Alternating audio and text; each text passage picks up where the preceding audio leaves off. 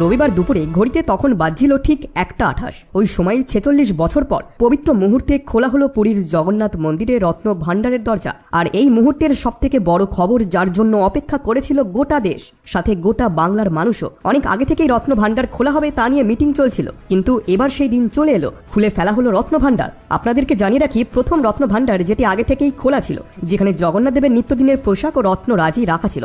বিশেষ অনুষ্ঠানে এখান থেকেই পোশাক বের করে পরানো হতো জগন্নাথ দেবকে। এখন সেই রত্ন ভাণ্ডার ছাড়াও ভেতরের যে রত্ন ভাণ্ডার রয়েছে, যাকে ভেতর ভাণ্ডারও বলা হয়, সেটির দরজা অবশেষে খুলে গেল। অধীর আগ্রহে শ্রদ্ধালুরা, এমনকি মন্দিরের সেবায়িতরাও অপেক্ষা করেছিলেন যে রত্ন ভাণ্ডারে কি আছে তা দেখার জন্য। পুরীর জগন্নাথের মন্দিরের ভেতরেই রয়েছে গর্ভগৃহ, যেখানে আছে এই দুটি ভাগে বিভক্ত রত্ন ভাণ্ডার। ভেতরে রত্ন ভাণ্ডার খোলার আগে এমন কিছু বাক্স সেবায়িতদের মাধ্যমে ভেতরে নিয়ে যাওয়া হয়। এই বাক্সগুলিকে জগন্নাথ দেবের সুটকেসও বলা হয়। বলা হচ্ছে যে এই সুটকেসের মাধ্যমেই ভেতরের রত্ন রাজিকে বাইরে নিয়ে আসা হবে। অন্যদিকে এই জগন্নাথ দেবের সুটকেসগুলিকে নিয়ে যাওয়া হয় মন্দিরের সিংহদ্বার দিয়ে। সিংহদ্বারের পরেই রয়েছে পুরীর ভোগ মণ্ডপ, আর তারপরেই রয়েছে গর্ভগৃহ, যার ডান দিকে রয়েছে রত্ন ভাণ্ডার।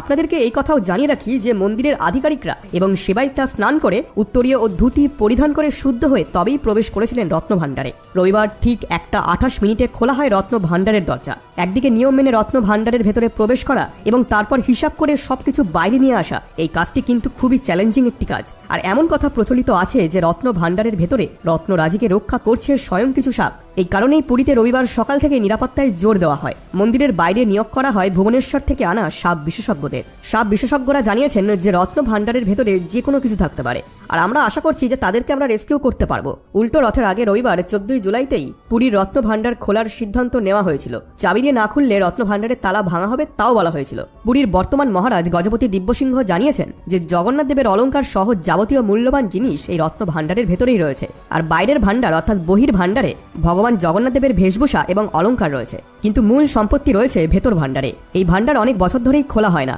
মন্দিরের গর্ভগৃহের মধ্যেই এই রত্ন ভাণ্ডার রয়েছে। যে গয়নাগুলি ব্যবহার করা হয় না সেগুলি থাকে ভেতর ভাণ্ডারে। পুরীর জগন্নাথ মন্দিরের রত্ন ভাণ্ডারকে ঘিরে মানুষের কৌতূহল দীর্ঘদিনের। ভাণ্ডারে বৈদুর্য মণি, নীলকণ্ঠ মণি সহ অসংখ্য মূল্যবান রত্ন রয়েছে বলে দাবি পাণ্ডাদের। 1978 সালে শেষবার অডিট হয়েছিল রত্ন ভাণ্ডারের।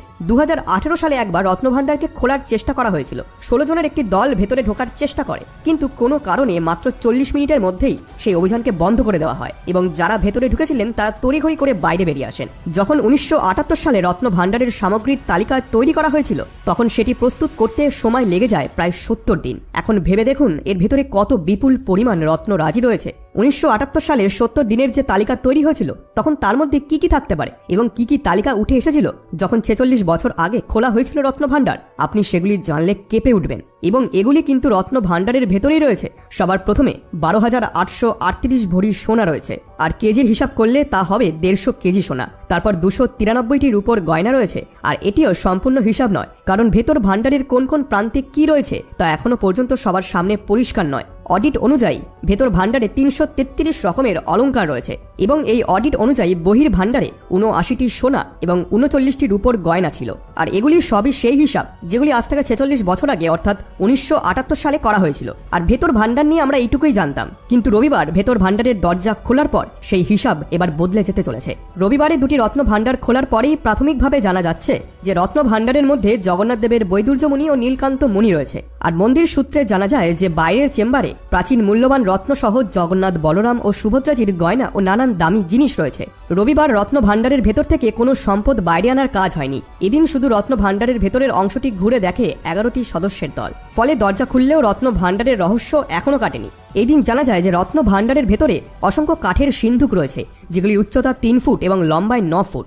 এখন একটি প্রশ্ন থেকে যায় যে জগন্নাথ দেবের রত্ন ভাণ্ডারকে নিয়ে আমরা তো অনেক সাপের কিংবদন্তি শুনেছি যে এখানে রত্ন ভাণ্ডারকে নাকি পাহারা দেয় বিষধর সাপ। তাহলে সেদিন দরজা খোলার পর কি তাদেরকে দেখা গিয়েছিল? তাহলে আপনাদেরকে জানিয়ে রাখি, পুরীর মন্দিরের রত্ন ভাণ্ডারের মধ্যে এখনো পর্যন্ত কোনো সাপ মেলেনি।